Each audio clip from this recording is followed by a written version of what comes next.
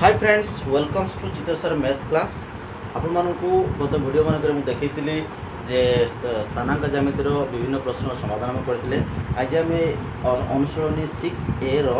3 number प्रश्नर समाधान करवा। देखो 3 नंबर प्रश्न आपंकर अच्छी जे प्रमाण कर जे निम्नलिखित शीर्षबिंदु विशिष्ट ए बी सी त्रिभुज मान समकोणी प्रत्येक क्षेत्र में केउं कोणटी समकोण दर्शाओ। ताले आम देखा क्वेश्चन नंबर 3 प्रथम बीट अच्छी जे ए बी सी तीनोटी बिंदु देछि जो तीनोटी बिंदु होउछन्ती गोटे त्रिभुजर स्थानांक।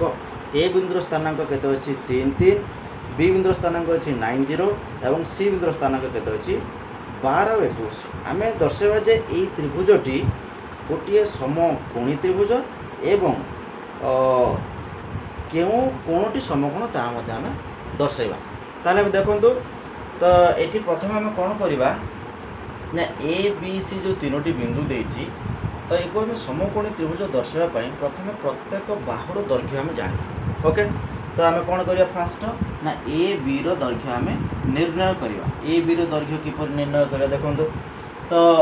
एटा को आम x1 y1 एको आम x2 y2 नै परिबा बा एको आम x1 y1 एको मध्य x2 y2 नै परिबा। जदि बी रो कोऑर्डिनेट को आम x1 y1 एको x2 y2 धरंती ताले x1 रो वैल्यू केते 9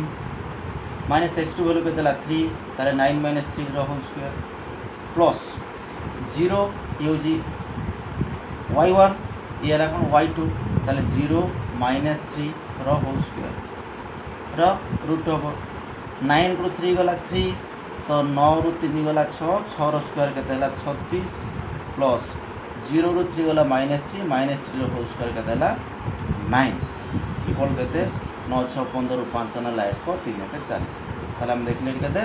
तो रूट ओवर 45 रो रूट ओवर केते हमें निर्णय करि परिबा। एबे देखंतु ए बी जानले तापर बीसी बाहर करिवा। आगे प्रत्येक बाहुर दैर्घ्य हमें बाहर कर देबा। बीसी बाहर करले केते हबो मन कर जेको हमें x1 y1 x2 y2 बा एको x1 y1 एको x2 y2 धरि करू जहां नै करे किछ असुविधा नै।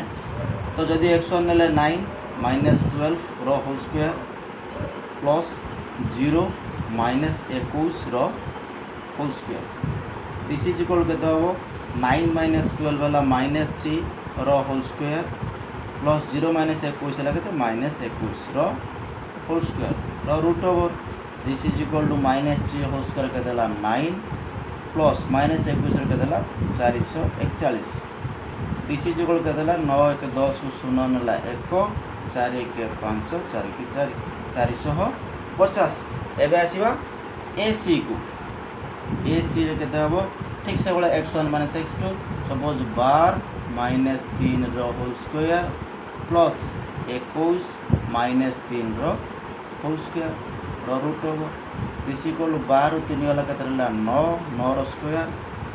प्लस 21 रो 3 वाला केते रहला हमको 18 रो स्क्वायर रो रूट ओवर देखो 9 रो स्क्वायर केते ला 81 18 रो स्क्वायर केते पके आपण माने केते ला 324। एबे प्लस कर देबा केते पाइले हमें 4 1 5 8 2 10 रो 0 ला 1 3 के 4 405 रो रूट ओवर ताले देखले हमें ए बी रो वैल्यू पाइले 45 बी सी रो वैल्यू पाइले 450 रो रूट ओवर एटी 45 रो रूट ओवर आउट ए सी पाइले 405 रो रूट ओवर। तो एठी हम देखुचुनी निश्चित भाव हम कहि परिबा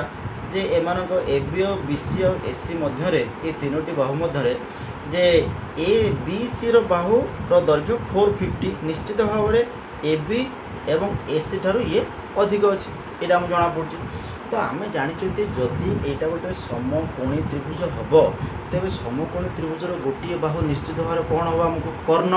तो एबे जना पड़ी जे जो बाहुर दैर्घ्य अधिक सेटा निश्चित होम कौन कर्ण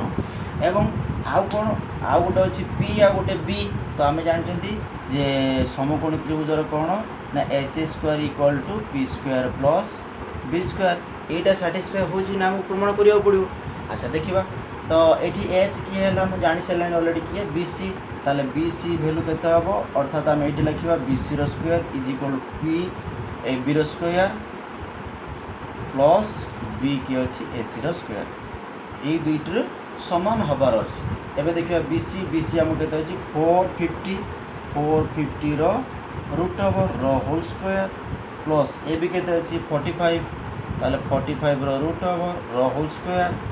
प्लस एसी केते अछि 405 रो रूट ओवर रो होल स्क्वायर दिस इम्प्लाइज केते हो 450 रो रूट ओवर होल स्क्वायर केते ला 450 इज इक्वल 45 रो रूट ओवर होल स्क्वायर केते ला 45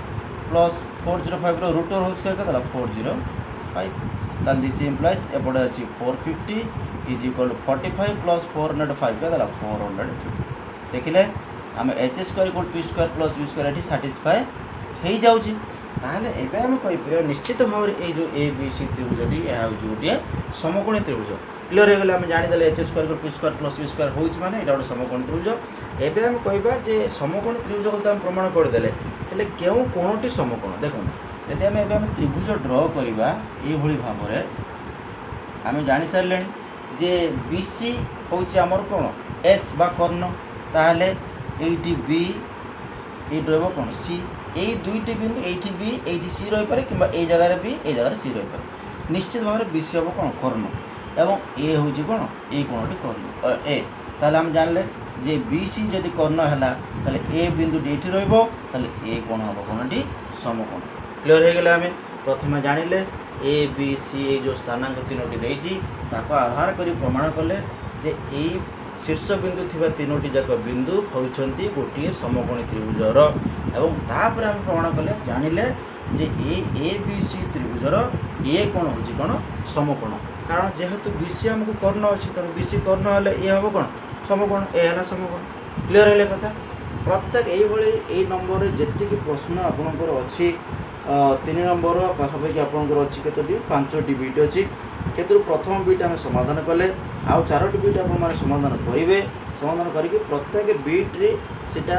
हमर समकोणी त्रिभुजर शीर्ष हेउछि कि नाही एवं केउ कोनटी समकोण ता आपण माने कमेंट माध्यम मते जणाइबे आउ ए वीडियो को आपण माने जेते संख्या रे लाइक करिवे आपनकर संग साथी रिलेटिव मानको शेयर करी ए वीडियो टी समान को जणाइबे से पिला माने ए वीडियो देखिकी उपकृत पाइबे जदि ए वीडियो आपको इनफॉर्मेटिव लागुची उपकृत होउचंती हेल्पफुल लागुची निश्चित लाइक करंतु शेयर करंतु एवं